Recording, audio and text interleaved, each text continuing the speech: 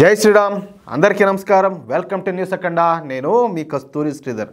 మిత్రులారా, ఈ న్యూస్ కానీ విన్నారంటే మీకు ఖచ్చితంగా ఎంత హ్యాపీ అనిపిస్తుందో, సమ్మగా ఉంటుంది అట్నే. సరే, డైరెక్ట్గా అసలు విషయానికి వస్తా. ఈ మధ్యన అంటే గత నెల రోజుల నుంచి ఈ రాహుల్ గాంధీని విమర్శించే వాళ్ళ సంఖ్య పెరుగుతూ వస్తుంది. ఏమన్నా కాదు, ఓ అమ్మ ఆయన అమాయకుడు కదా ఆ పిల్లగాంధీ అని చెప్పి మీరేమన్నా అనుకుంటారేమో. అదేం కాదు, చేసే చేటాలు ఆ మారి ఉంటాయి. అందుకని చెప్పేసి దానికి తగినట్టే విమర్శలు కూడా వస్తూ ఉంటాయి అన్నమాట. ముఖ్యంగా ఈ హర్యానా, మహారాష్ట్ర రాష్ట్రాలలో కాంగ్రెస్ పార్టీ ఓటమి పాలైన దగ్గర నుంచి ఈ రాహుల్ గాంధీను ఒక్కొక్కరు ఒక్కొక్క విధంగా ఆడుకుంటారట్టే. అందుకు కారణాలు లేకపోవాలా. ఎందుకంటే ఈ హర్యానా, మహారాష్ట్ర రాష్ట్రాల్లో గ్యారంటీగా గెలుస్తుంది అనుకున్నటువంటి కాంగ్రెస్ పార్టీ ఘోరంగా ఓడిపోయింది. పైగా ఈ రాష్ట్రాల్లో కాంగ్రెస్ పార్టీను ముందుండి నడిపించింది ఎవరయ్యా అంటే ఎవరే స్వామి, ఈయనే రాహుల్ గాంధీనే. ఇక ఈ రాహుల్ గాంధీ అందరికీ లోకు అయిపోయినాడు. ఏది దగ్గరుండి ప్రచారం చేసి అంతా చేసినా కూడా అటర్ ఫ్లాప్ అయిపోయింది, ఇంకేమైనా పని అయిపోయింది అని చెప్పేసి అందరికీ లోకు అయిపోయినాడు. అందుకని కదా ఎవరు బట్టే వాళ్ళ ఇష్ట ప్రకారం మాట్లాడుతున్నారు. సరే, ఇప్పుడు ఏమన్నా వీళ్ళు ప్రతిపక్షంలో ఉన్నారు కాబట్టి అధికార పక్షం ఏదైనా మాట్లాడినా అదొక రకం, వాళ్ళ మిత్రపక్ష పార్టీల వాళ్ళు కూడా మాట్లాడుతున్నారే. చివరికి తమ మిత్రపక్షాలైనటువంటి ఈ తృణమూల కాంగ్రెస్ పార్టీ, ఈ శరద్ పవార్కు సంబంధించినటువంటి NCP party, Aam Aadmi party, Samajwadi party, ఆఖరికి ఆర్జేడీ నేత అయినటువంటి లాలూ ప్రసాద్ యాదవ్ కూడా ఈ రాహుల్ గాంధీని విమర్శించారు. పాపం ఈ రాహుల్ గాంధీ వాళ్ళ ఇంటికి పోయి ఏడికే ఈ లాలూ ప్రసాద్ యాదవ్ వాళ్ళ ఇంటికి పోయి మరి మటన్ వండి పెట్టించినాడు. ఏదే బాగా తినమని, బాగా మటన్ వండి వచ్చి బాగా కలిసి కూర్చొని తిన్నారు. అట్టాడిది ఈయన కూడా విమర్శిస్తాడు. కొంచెం అన్నా ఏమి ఆ ప్రేమ, జాలి, దయ, కరుణలే, అసలే పిల్లోడైపోయినా, ఎంత వయసు వచ్చినా కూడా ఇంకా పెరగలేదే, కొంచెం అన్నా జాలి ఆయన మీద. ఏది ఆ మాదిరిగా తప్పు కదా ఆ మాదిరి. అబ్బా సరే, గెలిచే రాష్ట్రాలను ఎలా ఓడించాలో ఈ రాహుల్ గాంధీ దగ్గర నేర్చుకోవాలని చెప్పేసి అందరూ కూడా ఈ రాహుల్ గాంధీని ఒక బఫూని చేస్తా మాట్లాడినారు. నాకే బాధ వస్తుంది స్వామి న్యూస్ చదువుతుంటేను.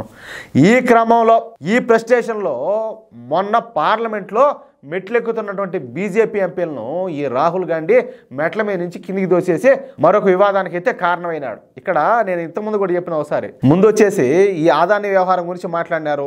సరే, వీళ్ళు లోడుకునే గుంతలోనే వీళ్ళే పడినట్టు బీజేపీ వాళ్ళు రివర్స్ అయిపోయినారు. ఒరే స్వామి, ఆదాని కాదురా నాయనా, ఈ కాంగ్రెస్ వాళ్ళు ఈ జారి సోరేసి ఒకటే అని చెప్పేసి బాగా వేశారు. తర్వాత వచ్చేసి ఈ అంబేద్కర్ ఇష్యూని తీసుకొచ్చారు. అంబేద్కర్ ఇష్యూని కూడా ఇంకోసారి మొత్తం అంబేద్కర్ గారికి అన్యాయం చేసింది, మోసం చేసింది, ద్రోహం చేసింది ఎవరి అంటే మీ కాంగ్రెస్ పార్టీను, మీ తాత చిచి నెహ్రూని అని చెప్పేసి దానికి బాగా పెద్ద మొట్టిక వేశారు. ఇంక ఏం చేయాలో దిక్కు తెలియలా. ఇదంతా కూడా ఏదో ఒక విధంగా డైవర్ట్ చేయాలని చెప్పేసి ఈయన ముసలోళ్ళ మీద ప్రతాపం చూపించాడు. అవునా కదా?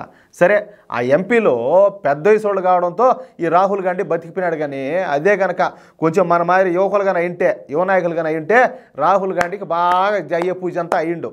సరే, ఇక ఈ రాహుల్ గాంధీ చేసినటువంటి పని మూలంగా అటు బీజేపీ ఎంపీలు ఇప్పుడు హాస్పిటల్లో ఉన్నారు. పెద్దోళ్ళు, ముసలోళ్ళు, 70 ఏళ్ళు వయసు ఉండేవాళ్ళు, వాళ్ళని పట్టుకొని వచ్చే ఈయనేమో ఈ ఎందుకులే కొన్ని మాటలు మాట్లాడకూడదు, ఈయనేమో ఆయన ఆ మాదిరిగా ఉండే బాగా తెగడ బలిచిపోయి.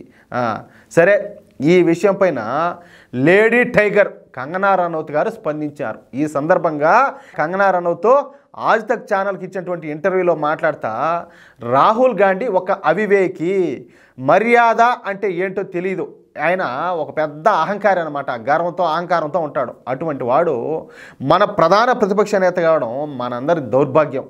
అసలు రాహుల్ గాంధీ ఎందుకు పార్లమెంట్కి వస్తున్నాడో ఆయనకే తెలీదు. ఇక ఆయన ఏ విషయం పైన ఏం మాట్లాడతాడని చెప్పేసి, ఎక్కడ తమ పార్టీ పరువు తీస్తాడని చెప్పేసి వాళ్ళ పార్టీ వాళ్ళే ఎవరా ఆ కాంగ్రెస్ పార్టీ నాయకులే భయపడిపోతూ ఉంటారు. బహుశా రాహుల్ గాంధీ ఏది ఈయన టీషర్ట్ ఒకటి వేసుకొచ్చాడు కదా, ఎప్పుడు ఏది ఇంక గుడ్డలు లేనట్టు ఎప్పుడు ఆ తెల్ల టీషర్ట్ ఒకటి వేసుకొచ్చేది ఇట్లా అంటూ ఉంటాడు, ఏది నా జబ్బలు చూడమన్నట్టు. అర్థమవుతుందా? తన ఖండంలో చూపించడానికి పార్లమెంట్కి వస్తాడనుకుంటాను.